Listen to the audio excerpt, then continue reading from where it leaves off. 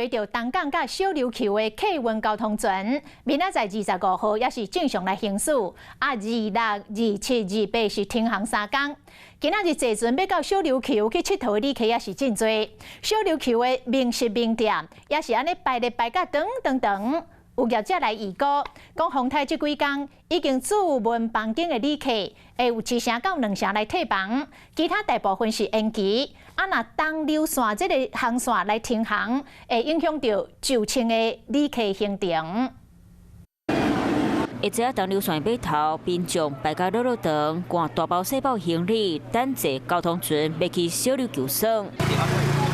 来到小琉球是头日起，当地美食名店人气同款抢困，日头大个炎，和风台来进前的好天，真侪人嘛是照行程行。但是看到太阳之后，他应该比较放心一点。11点回来。是有提早回来，因为台风的关系。对。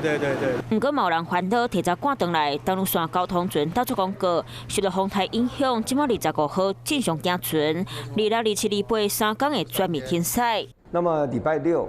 台风走了之后，我们会试试看，就是会看看当天的海象的状况。船还未开，估计有成千的游客受影响。小琉球当地民宿业者，风台天嘛未收人客，有业者预估，只有1、2成游客会退费。阮船啊嘛无开，人客拢延期侪啦。只有1成至2成做退费的状况。那其他的部分，大部分都是以延期来做讨论。另外，在垦丁，下早天气真好，来到南湾赏水的人嘛是真多。不过，岸边已经插红色旗啊，禁止收水、赏水，饭店嘛加强风台。打电话来延期的，大概没有超过1成了。暑假大过，拄到风台天，业者面对损失，对民众来讲，嘛敢来当无奈接受。Hello， 我是庄慧琪。想要抢先掌握最及时的新闻资讯吗？赶快订阅、按赞、开启小铃铛，锁定华视新闻 YouTube 频道。